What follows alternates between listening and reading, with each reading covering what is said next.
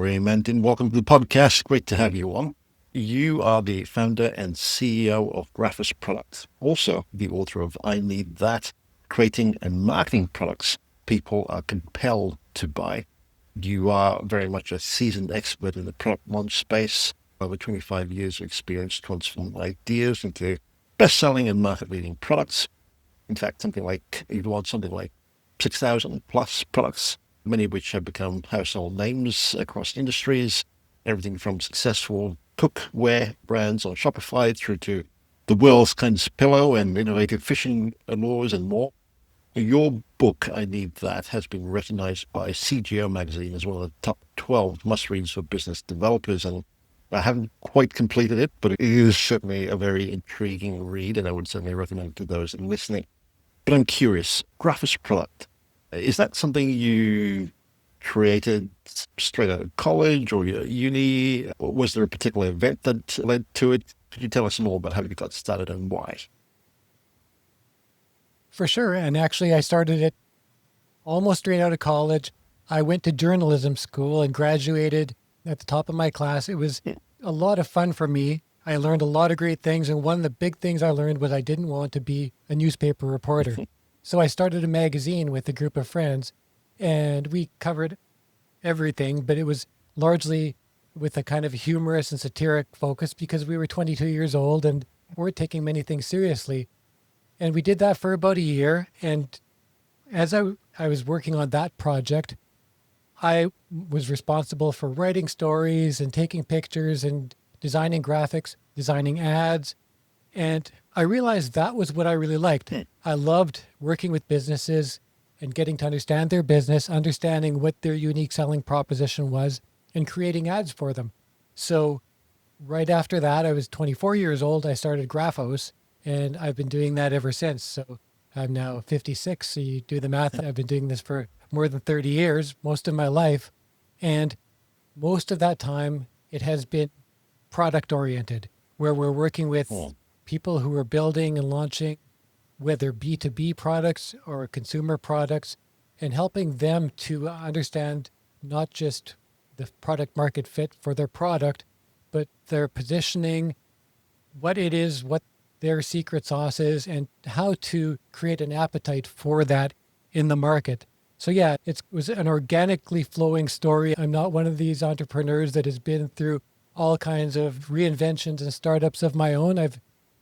I don't want to give the impression that I don't have a fairly short attention span. I've taken on all kinds of side projects during that time, but really I've been pretty true. If there's one thing I've been really true to my wife of 30 some years and to working with Graphos Product on helping my clients to launch products and turn them into amazing, successful things. And I'm pretty proud of how my team and I have become very good at doing that. And I've got a really senior team of people that keeps me centered as well. So when I work with my clients, it's not just me who's the voice of experience. I've got my creative director who's been with me for 17 years, most of his career since he was a young designer. He's now the best designer I've ever worked with, and he directs all of the creative that we do. And my director of strategy has been with me for, I have to think how old my younger daughter is, 12 years. So because my little daughter was newly born when she joined us. Between them and the development team that I work with and the other people, it's a very senior core team that really likes to do things together. We every project that we embark on is just another opportunity to have an adventure and to build something with our clients. This has been quite a journey to date. What would you say is your personal area of strength? I think my biggest area of strength is it's having the vision, helping clients to understand not just what they want the product to be through their vision of market success and of doing the thing that they created the product to do, which in the book I call the coveted condition of the buyer. So it's that long-term desired future state that somebody, when they buy a product, when they are willing to give up that status quo that they're so attached to and buy something new and go through the learning curve to adopt something fully and to be good at using it and to master it. That's all done because that person wants to achieve something much bigger than just the ownership of a product. And it's the same thing with a B2B product. If I'm taking on a new SaaS or a software app that I'm introducing to my team, I have bigger aspirations than just a simplified workflow or whatever the core promise often is of that product. I want to make my team more successful. I want to make my company more profitable. I want to get myself promoted. My desired future state is one where I don't have stress because things aren't working and crashing. So there's always a much bigger picture than just the benefit, the core benefit that the developer, the creator of that product often perceives that they're going in and coming to an agency like me to create. They're coming to create success and to finally bring what they created to as many people as possible. But there's often a lot of, along the long journey to creating something, there's a lot of layers of confusion and muck that kind of build up that it's our job as marketers to cut through and to make things as simple as possible so that it can be, so that the right people can actually recognize that this thing was built for them and not just look at all the layers and the confusion that tend to, if marketing just happens by a natural process, it will be very cluttered. So it's very much a process of elimination and visualizing that coveted condition that brings us to being able to launch products successfully. I'd love if you could go a little bit deeper by asking you this question. In that area of strength, what would you say is something that businesses don't know but should? Interesting question. And I was actually just listening to one of your recent podcast episodes, and the guest that you had on was talking about something that I talk about a lot in I Need That is the importance of validation. And that is, by validation, it's not just do people want this thing and will they use it, but do they appreciate what it does distinctly differently, and will they see sufficient value in the product to upgrade themselves and go through all the pains of adoption and abandoning the old ways. So validation is one of those things that it's questioning, it's asking your ideal buyers all of the right questions and being brave enough to respect that the answers they give you are probably not going to be exactly what you anticipate. And I think that's one of the big reasons why product makers, innovators are so afraid of validation is because in their hearts, their biggest fear is that people are going to tell them that this is not a great idea, that those people won't see the vision until they've fully fleshed out the marketing, until they've get it into enough hands that everybody's saying, oh my God, I need that. You can't just build the product and build the marketing and get to, I need that without going through, without hearing the voice of the customer, without aligning with what they're telling you that they want. And in the end, building something that responds to what those people want. Part of the reason that innovators don't like to ask those questions is very often they're asking them after the fact and much too late. It's, we have built this thing. This is our dream of what you need. Tell us you need it. And so the questions are often asked entirely the wrong way. And so when we do validation, the methodology we use is very much crafted around avoiding leading people and avoiding grabbing into their biases and really finding out whether or not something is going to fly.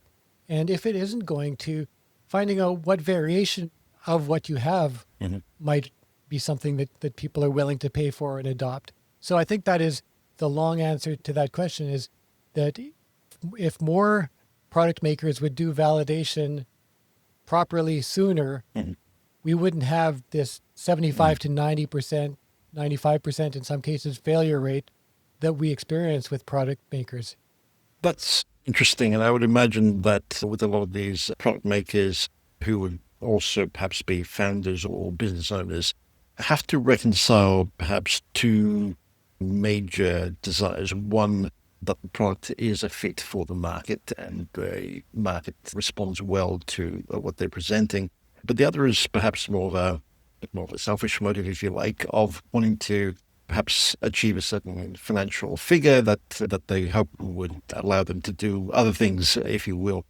I'm curious, how do you help people reconcile it to, as well as the issues that you just talked about, Because in my mind, there's not just a mind shift that needs to occur, there's perhaps also a bit of a heart shift as well. Yes, to basically go back and recouple those things. And sometimes it really means realigning the expectations financially of what the product can do by selling. And that recalibration can be in an upward direction if you're able to discover a bigger market, or if you're able to establish greater value for the product than what you thought you had in the first place. And an example would be if you're moving from something that's oriented towards consumers to something that's enterprise clients that are now willing to pay tens of thousands of dollars a month for a product instead of $60 a month for something similar. And again, I think it's recognizing how many of those buyers, those subscribers, whatever they are, exist that are actually willing, that are going to see that value once you do your very good job of fleshing it out and explaining it in a very concise and attractive way for them. So I think it's a combination of making sure you're aligned with the reality of who the real best fit, highest value market is. And then the other big piece can be pricing. It's recognizing what the optimum pricing structure is that you can have so that you're getting the highest amount of users at the highest, if in a software case, recurring revenue value. So am I answering that question correctly? Okay, with this approach that you're taking, and perhaps we'll dive into more the understanding of the market. I believe you talk about climb scoring system. Would that be correct? That evaluates commercial viability through neurological markers. And I'm curious, for those of us who perhaps are working in larger organizations, what specific limbic responses do, say, enterprise procurement teams exhibit when truly encountering mission critical solutions versus nice to haves? That's a good question. I'll try and break it down for you. But yeah, the CLIMB framework, I call it, it's short for Customer Life Improving Mechanisms and Benefits. And in essence, it's a ladder structure that runs from bottom to top, starting with functional benefits at the bottom and then going to emotional benefits, transformative benefits, and then transcendent, those kind of world-changing, bigger than the individual gains at the very peak. I might have to have you come at me with that question again now that I've explained CLIMB, and I'll try and with a CLIMB that evaluates commercial viability through neurological markers. I'm curious, what specific limbic responses do enterprise procurement teams exhibit when encountering mission critical solutions versus nice to have? Those limbic responses are typically down in the emotional and transformative parts of the climb ladder. So with enterprise and B2B, generally more complicated, very often SaaS products, the limbic responses, the benefits that users and the decision makers, which tend to vary within organizations as to who is placing the value on and making these purchase decisions. But it's really remarkable once a product is at a mature stage, it's very much competing on a UX level. So really, it's not just, so when we think about the limbic responses that we get, which is those really fast, almost instantaneous reactions that we have in our brain that are triggered by principally visuals, that's where having attractive, very simple, logical, not when I say very simple, maximally simplified user experiences with the kind of intuitiveness that makes people feel this is easy and I can do this and this will take me to that coveted condition that I talked about earlier because I can't fail with it. Just the greater simplicity and visual intuitive appeal that a user experience has, the more likely that user is to respond to it on a limbic level. And if we're talking about in marketing even, I was recently looking at a study and it supported what I believed is that as marketers, we're very much inclined to use images of people. And so we'll show people having a great time with doing their job or high-fiving around a boardroom table and those very positive sensory responses.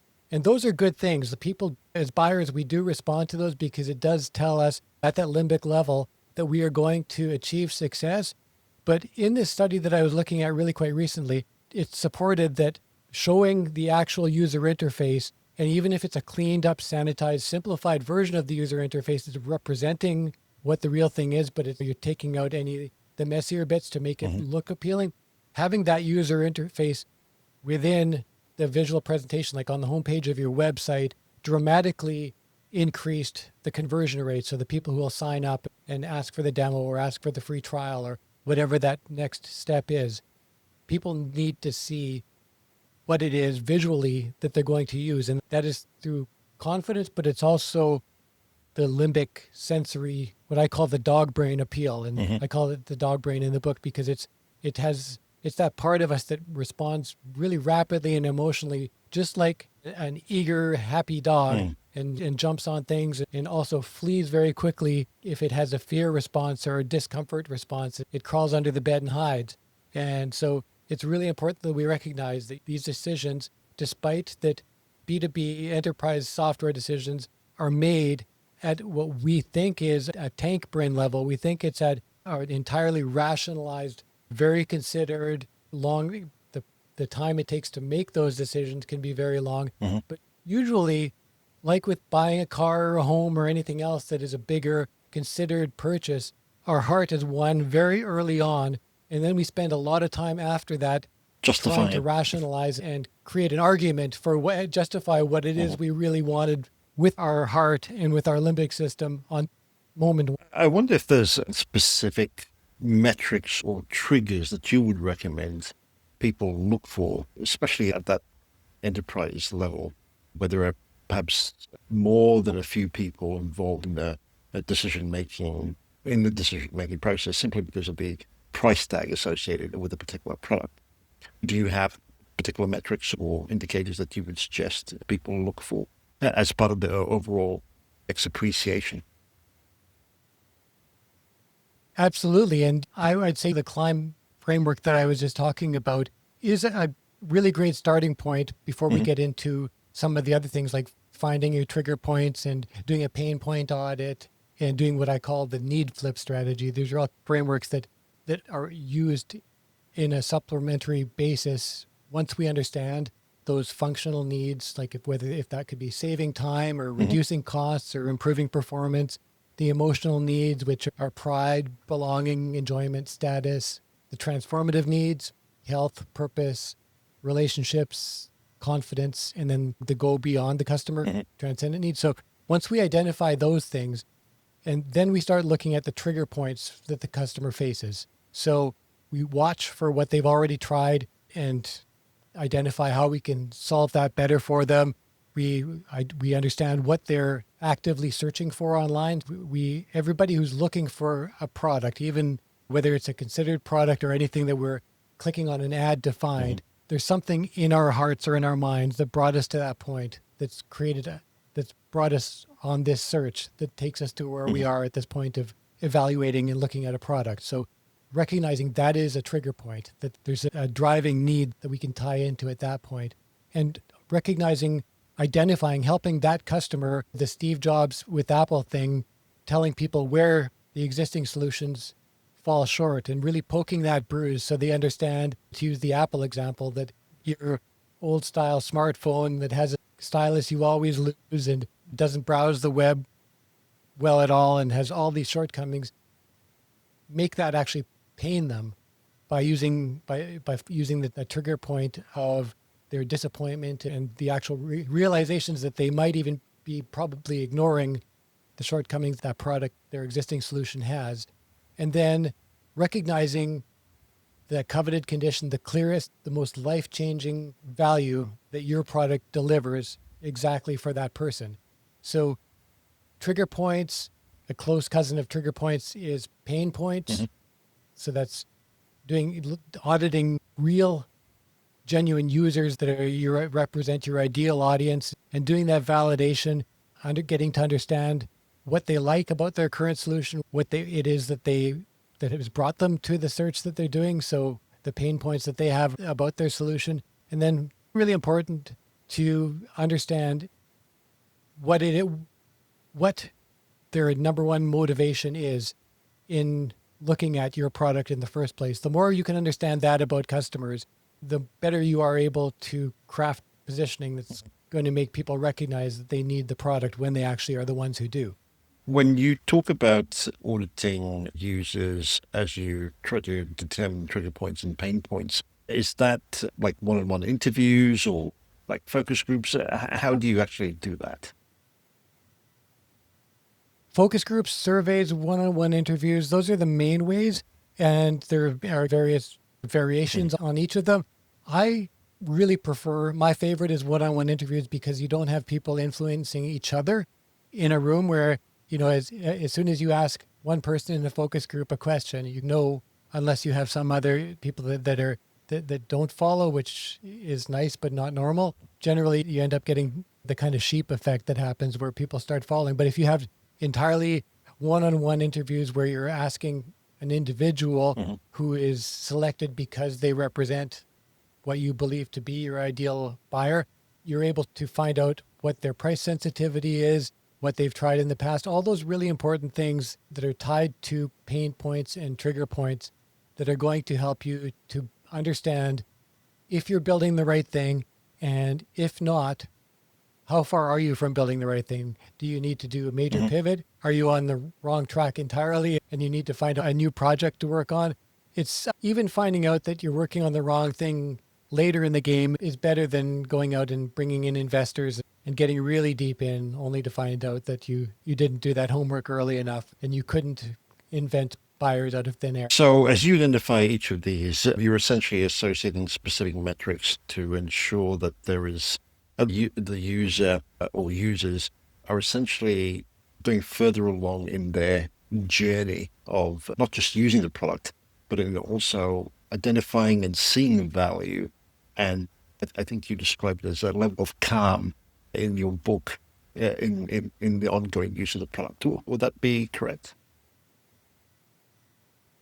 I'm sorry, I missed the last part that you I said. said, would that be correct? The kind of journey that I described and associating specific metrics to, I guess, the insights that you gain as you do that initial research.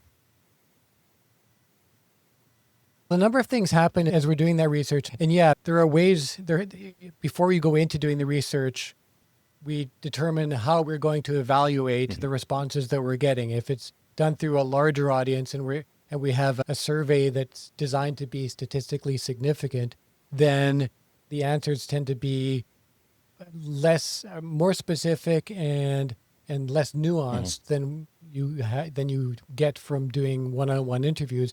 And the ideal combination really is bringing in, or the ideal situation is bringing in a combination of both, where you're able to look at responses from a larger market, a larger audience, rather, of 400 or more people that fit your ideal buyer profile, and then taking a smaller subset of those same individuals and asking them the more nuanced questions.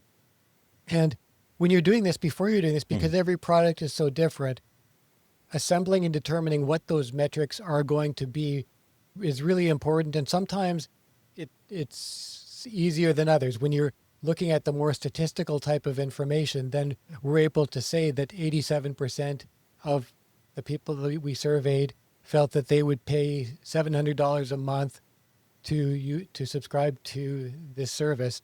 Or when you're talking to a smaller group of people, you could say 7 out of 10 of the people that we talked to said that they would be willing to allocate the kind of budget that we're looking at. And two of the people in that group said there's no way they would. And one said they would need to have more information or to be able to do a live demo of it to know if they could answer the question. I think finding and establishing systems where you can extract useful, accurate, meaningful metrics is as important as the metrics themselves. So you're not designing a system that can only validate and come out successful. And very often I find that when we're doing this kind of validation work, we learn many things that were outside of the scope of what we were trying to find out in the first place, because customers will take you in directions that you never expected. They will tell you what a function looks like it would be good for, and they'll tell you what I would really like to do with this is be able to have a better predictive analysis, not just know what I did last month, but to be able to look at the last 3 or 4 months and tie this in using AI with trends and know what the next 3 months or a year are going to look like. Very often I find that when you ask people what they would like to see a product do, rather than asking them how they like what it does, that can be much more valuable than just asking the questions that innovators, product makers often think they want to hear the answers to. You talked about the coveted condition framework earlier on. Could you talk us through how it would be applied to, say, SaaS sales cycles? In SaaS sales cycles, as I was saying a little bit of before, the covenant condition of the buyer is so different from consumer products most of the time, right? Because at least on the surface, because we don't imagine that it's if someone is buying a new Audi, that they want to imagine themselves driving it down curvy mountain roads and being happy and free. But when you think about it more deeply, there are almost always very deeply personal sides to what anybody who's making that buying decision wants to become from using the product or from owning the product. And that's one of the main questions that we utilize when we're talking about understanding the coveted condition, is asking the question, by buying this product or by making this purchasing decision, I will become, and fill in that blank. So if that I will become is better informed, or if there's a further drill down to more successful at my job, I will have less stress on weekends because my team has all the data they need. Really understanding what is in it for the people who are making the decisions that your product is to buy your product and to continue paying for it month after month. And that there's an interesting disconnect between those very different roles. Is sometimes the financial decisions about whether or not to continue with a SaaS product are not being made by the same people who are doing the actual procurement and making the buying decisions. But if the people on the team really understand that they're making success towards their coveted condition of being more successful and connected as a team and better informed and having better data to do their job, they will fight for that with the financial people that are questioning the validity of that big enterprise investment that is such a huge piece of overhead on the company in their perception. How would redefining success metrics for CTOs as opposed to CFOs help a company create pricing power?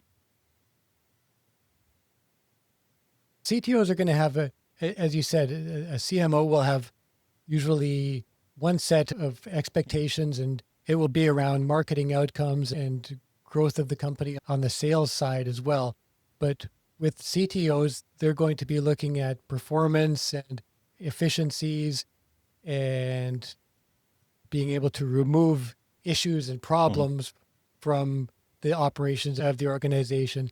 So when we're talking to CTOs, it's important to, and with anybody who's very often that's a CEO thing as well, is recognizing that they're looking at efficient operations and they're looking at removing anything that is distracting or anything that is problematic or that is going to cause potential issues and data catastrophes down the road that they're going to have to deal with. So I think that's where you want to really focus on robustness and data security and all of the mitigations that are taken in order to make sure you're protected from cyber attacks and the different layers of security, all of the things that make a CTO's life and make them less likely to be called in on their weekend to deal with the thing that just went down, the attack that just brought down the new system that they're subscribed to. And now they've got to come up with a backup system or a way to restore it and maybe start back from square one, which would be, I think, any CTO's worst nightmare. So essentially approaching this by looking at the value for the end customer, regardless of position, Would that be a good way to sum up the principle? I like the way you asked about the different Mhm. roles because really very often when we're marketing to what we see, the people we see as being the direct users of the product. And very often the direct users have a strong interest and they're going to be the most invested in it in the sense that they're using it day to day and their their own direct success professionally is going to be the most impacted. But what you've suggested, and I think it's really important, is recognizing that the layers of Mhm. impact and of value go much deeper. If it's truly a valuable product, then it's valuable throughout the organization, even to the people who don't actually use it, because it's what's bringing them their pay increases, and it's what's keeping them their job. Is that the company is actually using better, more efficient, more valuable systems that keep everybody happy to do their job. And there's impacts on morale and impacts on everywhere from bottom line to information security and all of the many other levels Mhm. that you're hinting at. Certainly. With with product validation or product market fit, I believe you advise clients to validate backwards, starting with churn, post mortems. And I'm curious, could you share an example or a case where analyzing lost deals revealed unconscious buyer biases that reshaped product roadmaps? I was working with a company a couple of years ago that was developing a new satellite imaging Mhm. technology. They had a great hyperspectral satellite imaging technology and they had just come to the market and they had a number of early adopter investors and clients. Mhm. And one of the things that we learned early on was the markets that we were looking at selling to, which was largely military and large government departments, were not ideal fits for that product, not because they couldn't benefit from what it could do, but they couldn't benefit from what it could do right now. And we had, as we were developing the product, we were also looking at the same time at agricultural uses. And through talking to those different audiences, to these military, not quite ready, not confident enough because their demands were national security demands and very high Mhm. risk as far as what could go wrong if the imaging results, if the way that the data was interpreted was wrong, compared to the agricultural side where if we were able to just identify pests and if we were just able to identify changes, biological changes on the ground, it could greatly help these farmers and producers. But the risk of having small data errors in a new and Mhm. evolving but not mature type of product was much less. So, because of those learnings, because of talking to those audiences and becoming willing to and being willing to do a pivot, that client was able to move into a more crowded agricultural field, but with a new product, with something that was low cost hyperspectral imaging, was still something that had a fair bit of market room to achieve growth and to build a customer base that would have been a very tough road to hoe, no pun intended, in the military segment. And that was the pivot was done. It wasn't expected, but it just, as the data started to come in, and a lot of that is from talking to customers and talking to the decision makers, talking to all the different Mhm. stakeholders within those customer groups, recognizing there's a lot more risk tolerance and on one end and more risk aversion on the other. And very often those are really important parts of who you're selling to and whether or not you're likely to have success. Is every buyer is risk averse Mhm. to some extent, but there are always some. And that's why we have the innovators and the early adopters on the left hand side of our adoption curve, is because there are these people that are less afraid of the consequences of risk and more interested in what they can do with great new technology than other potential buyers. Very interesting. In an RFP process, I'm curious, this validation paradox that you talked about, the tank brain versus dog brain, how would you help clients tease out and differentiate the tank brain thinking versus dog brain in order to allow for an effective RFP bid? It's really helpful to recognize that you're talking to both of those Mm-hmm. types of brains because, and since studying this part of brain science and understanding how these things work, even with my own thinking, it's helped me to really understand that there is a lot of, it's not monologue, it's very often dialogue that goes on and just passing of the baton in the brain. And so you have every buyer that when you're writing an RFP, buyers will have the things that they're going to respond to early on very quickly. And those are the things that they're going to use in creating a short list. As they're cutting out the responses that they're not going to pursue. Mm-hmm. That is very often very much on the dog brain side. There could be the rational tank brain things that creep in when they start doing deeper analysis, but the very earliest cutting decision making, it's similar to when someone is looking at applicants' resumes and they're evaluating these CVs. They're making very quick decisions on not that one, yes, that one, maybe this one. And that is dog brain stuff that's happening right there. You're looking at a few what you consider the most important criteria, Mm-hmm.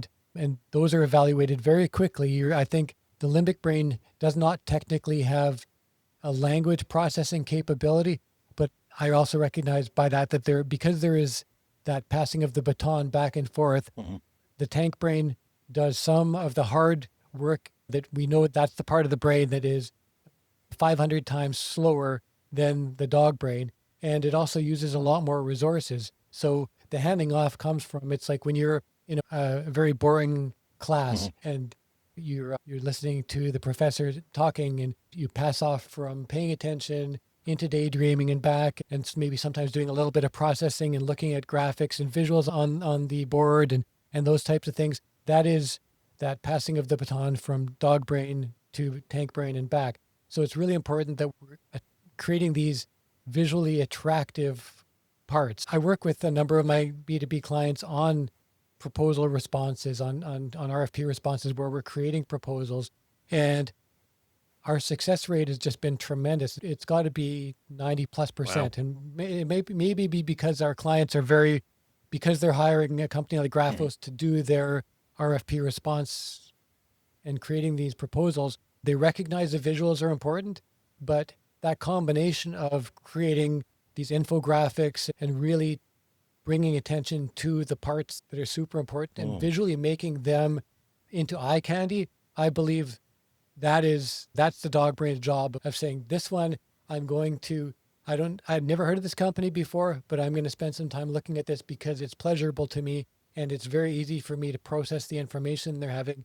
Maybe they don't have all the credentials of these other guys, but darn it, I can tell they're coming in with fresher approaches and all that, the color and the nice visuals Mm-hmm. tell me that this is going to be more enjoyable for me to work with this company than to work with these ones that they are technically very good. They've got all the experience in the world of doing this, but they're not going to give me something that is fresh, innovative. And so it's part of what the dog brain likes is things that look like fun and things that look like they're going to be pleasurable. And so in any way that you appeal to the audience's senses, that's going to win you points with them and make your product. And that's good. UX does the same thing. It has buttons that look like candies Mm-hmm. sometimes. It has things that just look appealing and feel like you want to click on them. I remember when I first started doing my bookkeeping years ago in an accounting system that wasn't this terrible old thing that I started my company with. That made accounting more pleasurable to me, and only did my own accounting for a few years. But the user experience of using that one tool kept me doing it for years longer than I would have, whether that's a good thing or Mm-hmm. not, because it gave me more pleasure to work within that user experience, within that interface. Right. I just had a thought. Usually, a lot of companies like to provide case studies as a means of credibility and a showcase, if you will, of the outcomes that can be achieved. Traditionally speaking, it is most case studies are generally done in a formulaic manner, written from the perspective of the company or the brand. Would you recommend that companies switch things up by doing it up as a bit of an infographic or certainly adding visuals to it in order to make it a lot more easily digestible, as opposed to just highlighting numbers and other percentages. That's usually present in most case studies that I've come across. Yeah. I would say almost without exception, Mm. yes. And you have to know your audience and understand what it is they're looking for. And I expect that some highly technical buyers and audiences will think that you're trying to trick them by being too pretty and making things too nice. But I think that is a small minority of audiences. And if you still have the substance, and I think that's those case studies done very well, done the best they can possibly be done, will focus on the best substance that you've got and make it easier to process and more tangible. I just recently, for one of my B2B clients, it's a company that I've worked with for, God, 15 years now. And they're a large laundry and linen services provider. And we just are just finishing their annual report right now. We were doing a sustainability document for them in order to renew a contract on a large plant that they run for a healthcare organization. And we did exactly that with their sustainability statistics and showing how by using recycled gowns, how much landfill space they were Mm. able to free up and how much waste they were preventing through other sustainability initiatives they were having. And I guarantee you, none of the other proponents for that particular opportunity were creating visuals anywhere near as nice as what we were doing. And they won the opportunity. And we've done several for that client and many others along those same lines, is because it wasn't just creating fluff visuals and creating pretty pictures. It was illustrating in the strongest way we could the biggest selling points and advantages that this proponent had. Mm. So I think that's what's important to remember is make things really attractive and beautiful and understand before you go and do that what it is that you have the most opportunity to illustrate powerfully. And if you do that well, I believe that even if you're up against competitors that are more sophisticated and more capable and have more years of experience, I know from experience myself that you can win those sales. Mm. And it's an exciting thing to do. It's also really rewarding for anybody who's working on a project like that. If you're creating case studies together with the group and you have inspired designers that are all of a sudden seeing the fun in what it is you do, it puts a whole different spin on things and gives your internal teams greater pride. It's look what we created in our case studies instead of those boring pie charts that we used to have and just dull photos that someone took with their phone, whatever they might be showing, or just screenshots of our interface. Mhm. Now we've got stuff that looks really good. And it shows people, those buyers, not just who you are and what you know, but where you're going and where you can take them. When you talk about positioning, you've gone through the research, but how do you put the elements together in a way that speaks to your intended audience or ICP? That's positioning is so much about the ICP, right? It's about understanding first and foremost who they are. And if you understand who they are and who that coveted condition is, and then are able to look at the product that you have and the value that product creates through the lens of that ICP's long-term desired future state, then really the job that your positioning has to do is one of simplifying and articulating in the simplest way possible how your product is going to get them to that Mhm. value. So the fewest words possible and connecting that value and why it is that you deliver that value in a way that's better or cheaper or faster or safer, more efficient, more rewarding than any competitor Mhm. does. Positioning is that complicated and also that simple. It's because I think with any positioning assignment engagement that I've had, it's always a matter of then comes the clutter and then comes all of the expectations that the product team has and you can't just simplify it down to that because you're forgetting about these 17 things that we do that no other product in the market does. So that's I think the biggest battle isn't necessarily the simplicity of language. I think it's recognizing and pacifying all the internal teams with their own set of expectations and what they they feel positioning should be.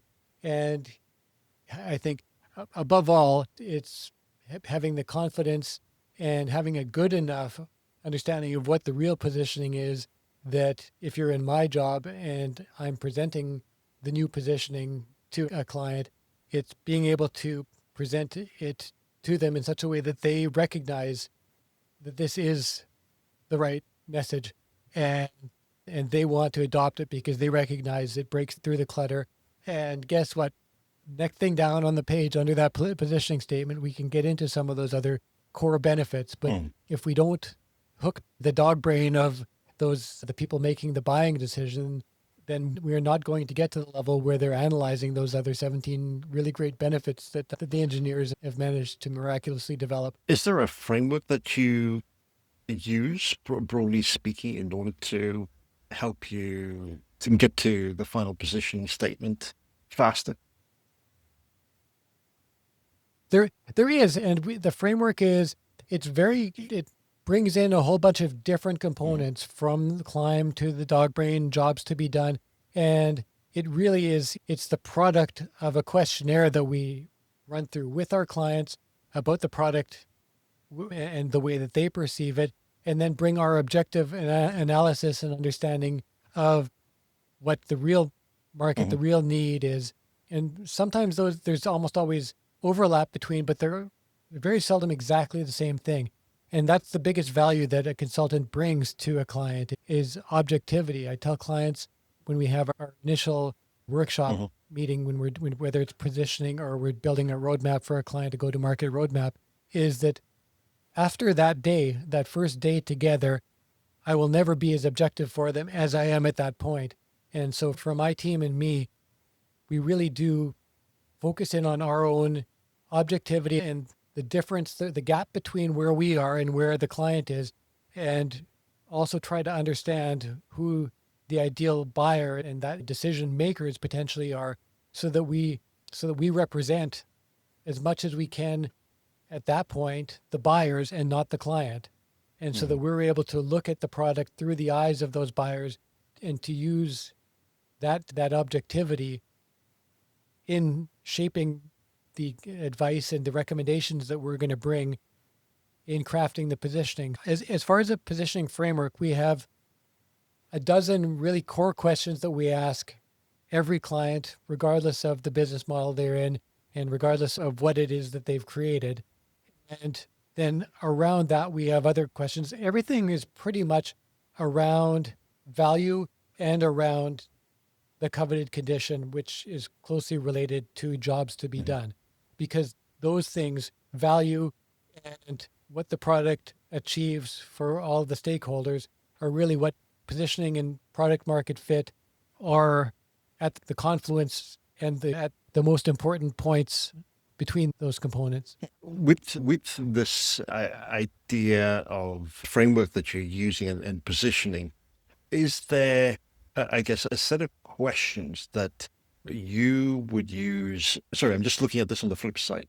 So from the perspective of the founders and perhaps those leading the product design, are there perhaps questions that you would use to force them to confront their own confirmation bias, especially during sprint reviews? If so, what would be the top 3 questions that you would use to help them unpack that? That's a great question. I'm trying to think of what as far as confirmation biases and the biases that we have when we're developing things, and as innovators are so strong and powerful that finding ways to break them down is critically important. But when I'm looking at confirmation biases, and that means it is essentially what the client expects to hear and what they're going to listen to most. So if we ask a bunch of questions around, it happens all the time in politics, where we tend to just hear people who share the same views as ourselves, and to ignore and not realize that the other people are there. So we're absolutely shocked and horrified and can't understand why the other candidate won, when it seemed like everybody in the world supported our candidate. And it's very much the same thing when we're developing a product, is that all you want to hear, and the kind of questions that we ask are all geared around hearing, like, wouldn't you like to have a product that does what this product does? And the way to get around those questions is really by focusing on the user and what the user is trying to achieve and what the user has tried, what other things the user has tried, how much they value achieving specific outcomes. Not would you like to have a tool that achieved this outcome, but how do you achieve this outcome now? And can you walk me through the things that you do to achieve this particular accounting outcome or data outcome? What are the methods you use to get there? And what specific things do you not like about those methods? What are the hangups, the flaws? Where does it lead you wrong? And seeing if there's alignment between those responses and what the product does, as opposed to saying, wouldn't you like to have a product that does these particular things? Or how much would you pay for a product that makes these parts of your life infinitely simpler? Of course, people will say yes to questions that are asked that way. And I think regardless of whether or not you're saying, wouldn't you like to have a barbecue grill that cooks chicken 4 times faster and 3 times juicier, everybody's going to say yes. But if you have a product that claims to do that, you aren't necessarily going to be selling millions of them, because there are going to be how much are they willing to pay? How will they store it? What are they going to do with the barbecue they have now that they love? And it's very similar with any software product that you're selling. There is a status quo way of doing it, there's almost no unless. There's always a status quo way of doing something. And your customer has a team of people that knows how to do that status quo way and is not probably going to enjoy your new learning curve. So unless you understand what it is that they really want to get to and validate that they are willing to go to the trouble of learning your way of doing it and paying what it's going to cost to do your way of doing it, then any way of asking those questions or validating, it's not true validation if it's guided by your confirmation biases, or even if the interpretation of the results is influenced by those confirmation biases. AI is prevalent today, allows for what I would think is instant feature or almost instant feature parity. So I'm curious, what would be your advice to companies looking to maintain differentiation, especially in crowded SaaS markets or red ocean type environments? AI is, not just prevalent, it's become so central, and it is really the elephant in every SaaS room, every software room, every marketing room. And it's just remarkable. I find that even I'm not a developer, but I've used AI tools to anything that I want to do, any task if I have a folder that I need to compile a list of the files in that folder and execute a function with that, I will use AI and create a mini app to do it. And I've created dozens of apps in minutes a piece that do things that would take a month for a developer to create and perfect. To me, it's not just mind blowing in terms of what it can do, but it's also a very big reset for product makers, any company that's working with software, whether it's SaaS or apps on any level, is recognizing what your real strengths are. And if your strengths are in being a visionary company that develops a type of tool that helps people in a certain way, then AI is going to be a part of how you get there. And that your job is not to fight AI, and you'll have an interest in doing that to protect the jobs of the people that you love to work with, but to get those people to know how to leverage it to do their jobs much, much more effectively and efficiently, so they can continue developing products and your product along the vision that drove you to exist in the first place. So I think if you're viewing AI as a threat, then you're looking at it wrong. I think you need to start looking at it, because if you're viewing it as a threat, it is. And until you start viewing it as an asset and recognizing that it's there to be harnessed, then then you will be taken down by it. You will be harmed by it, because you're not looking at it from the right Mhm. angle. And if you're in a war against AI, you're going to lose in the software world. It's really the successes of the next few years are going to be driven by the companies that use AI the most effectively, and that more than pretty much anything else. Uh, And I think if you're not excited by AI, get out of the software business. and I'm curious because even in service-based businesses, AI certainly allows for for new entrants to be quite competitive.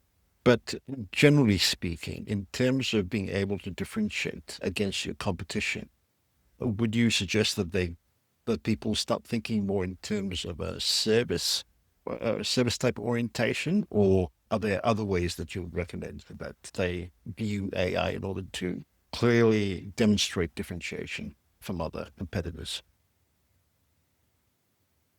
That's a great angle. And I don't think it's necessarily repositioning your business as a Hmm. service business, but I think recognizing the outcomes that are provided because the customer is not really excited by powered by Hmm. AI on this in the software. It's becoming Yeah. table stakes, and it's an expectation that any good tool is going to have AI in it. And if it doesn't, I think the users are going to be Hmm. tending to wonder why. I find that even with my accountant, I'm wondering why my accountant isn't using AI to do the things that they're spending hours and hours of expensive time doing because I could do those things with AI and it's very binary. It's either right or Yeah. it's wrong in most cases. Even if they're doing tax projections, things like that, it's AI can do those things super well. So for them as a service provider, they need to get that act together and figure out how to use AI to do my things in more useful ways for me faster and better, or I'm going to find someone who Hmm. can. And I think that pretty much all of us are looking at some provider or some providers, plural, through that lens. We're saying, if you're not using AI, we're not saying, oh, are you using AI? Because that's cheating. Hmm. We're looking at it and saying, how are you using it? And how is that being used to take me to where I want to be better than ever before? I'm not necessarily usually concerned about cheaper than ever before, but I'm thinking just where are the new efficiencies and what cool stuff are you doing for me with Hmm. AI? And whether we're using a software tool or a service provider, or I think it'll be driving our vehicles and using our devices, we're going to be looking at them and saying, why isn't this using AI to make things Hmm. faster and more effective?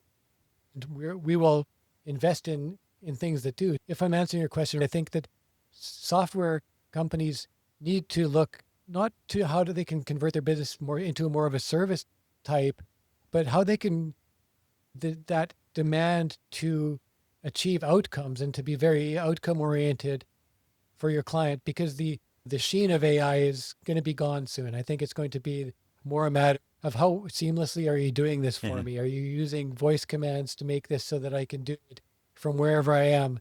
And are you simplifying it so that I can do it in fewer steps? Because that's the Hmm. value is that people are looking for. I don't think it's how many developer hours you can save. It's how much better the overall experience is going to be and Interesting. how much more successful as your customer I'm going to. So we've been talking about broadly speaking, the validation-driven framework for transforming B2B solutions, and I'm curious, in that space, are there a couple of areas that you find doesn't get talked about very much?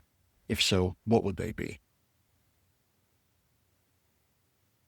I because I work so much more in consumer products than in Mhm. software, I see the gulf between what is done in those worlds and how different they are.